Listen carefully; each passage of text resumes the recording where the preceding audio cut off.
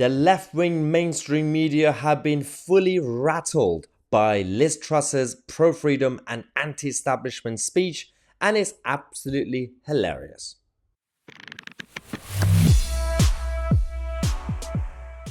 Okay, I'm gonna be loving this video. So, Lewis Goodall, Emily Maitlis, and John Sopel. These are the BBC veterans. They have their own podcast now, guys. They get together, they sit around, and they talk about the narrative. Because do not go off script, otherwise they will be triggered. Liz Truss made a speech a couple of days ago in America, and we showed you guys the clip from her speech. She was talking about freedom, she was attacking the establishment, she was attacking the deep state and everything else, the globalist elites taking over, and the plot, the coup that brought her down, which was absolutely spot on. And these guys are not happy. Let's go to this video that we have from the podcast, The News Agents, between Emily Maitlis, Lewis Goodall, and John Sopel.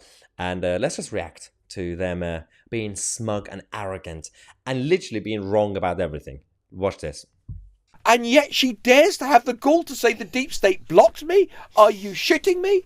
She's basically saying that, making an argument that doesn't even really hold water, in the sense that she's saying that this woke economic culture, this woke culture, whatever, is one of the things responsible for the fact that we have had declining living standards across the West.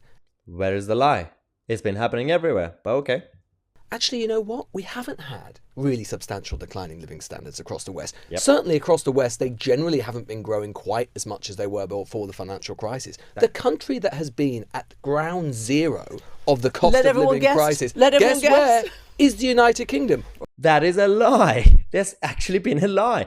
I'm not a defender of this Tory government, we know that. But at the same time, you've seen the numbers. You've seen how it's felt. Since 2010 onwards, despite actually a short period of time with the austerity measures and George Osborne's budget and everything else like that, going forward, especially since 2016, since Brexit, and if you just go before the lockdown days, because that actually affected the whole of the world, all the countries went down, so it's not just the UK, we've actually been leading. Even if you go with your idiotic GDP numbers for the ONS and all the others, OBR and all the other organizations, we've been leading in Europe. We've been leading in the West, apart from America, because it's a huge country and they have a massive mechanism for it.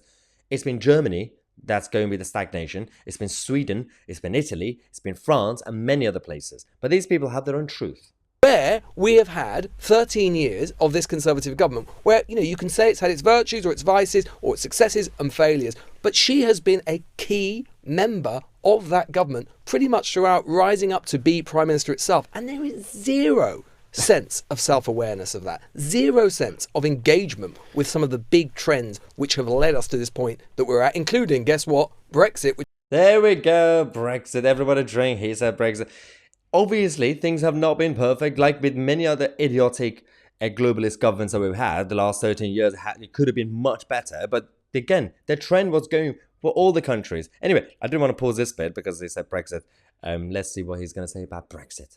Has led to a collapse in business investment, something which she came to advocate. Okay, I'm going to say there are two other things about that speech that really got my goat. So let me get it off my chest now. Come on, go for it. The first one is that she complained about the fact that the deep state was blocking her mandate. What mandate? She hadn't gone to the British people. She'd gone to the membership of the Conservative Party, less than 50% of whom had voted for her. She had not got the mandate of the country. Okay. Just a correction. We can criticize the current system, and unless you change the system is what it is. We do not elect prime ministers in this country. The kings and queens appoint prime ministers based on the consent of the House of Commons. We simply elect the members of parliament, the local representatives, and if the majority of the people who are elected are part of a party colour or a political party, they shape the size of the House of Commons, and then they go knock on the door of the palace and say, "Hello, Mr. King, this is our leader. Can you appoint this person as Prime Minister?" You do not get a mandate from the country. Now, as we always say, I think it's time for some sort of reform in the country. The system could change, could get reformed. We get that. But right now, you do not get a mandate from the public. You get a mandate from the House of Commons. Obviously, the party members could elect you, but before they didn't even have that. I mean, Rishi Sunak wasn't elected by the party members. It's just the MPs in Parliament. Now we could criticise the system because it's time to change. But the system right now, you do not get a mandate from the country. Whether you like it or not, doesn't matter how emotionally we vote in general elections. We say, I voted for Boris.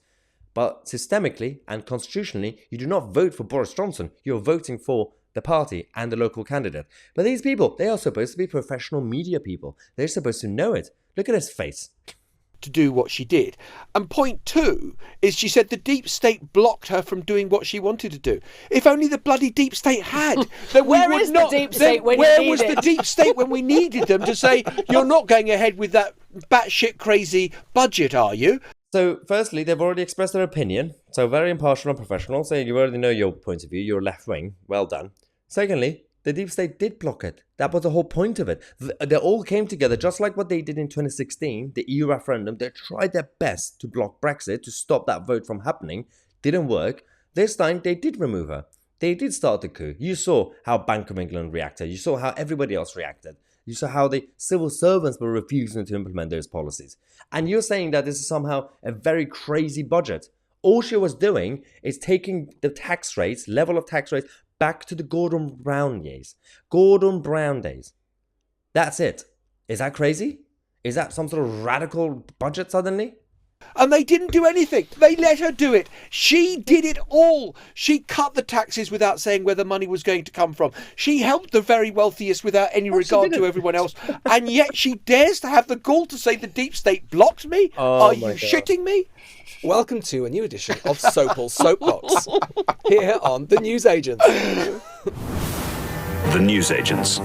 This is a Global Player original podcast. Okay, John Sobel, I think you need to take a breather. Just breathe. Breathe, man. You're going to get a heart attack. It was just a speech. It was just a speech in America about freedom, about democracy, about going against the establishment and the globalist elite. You should be in favor. Oh, no, of course you shouldn't be in favor of that. You are the elite. You are the establishment. All of you sitting in that room being smug and arrogant and having been rattled because of one little person making a speech in America. This is absolutely embarrassing. The deep state should have stopped it. Where was the deep state? Yeah, they installed Jeremy Hunt as Chancellor. They pushed out Kwasi, and then they forced Liz Truss to resign. And then they got their man in, Rishi Sunak. You be happy. Be grateful. You guys are winning. Anyway, so crazy. Absolutely crazy, guys. These are the professional mainstream media objective people that we have. The BBC veterans. Emily Maitlis, Lewis Goodall, and John Sopel. Thank you so much for watching. It's okay. TV is dead because we are the media.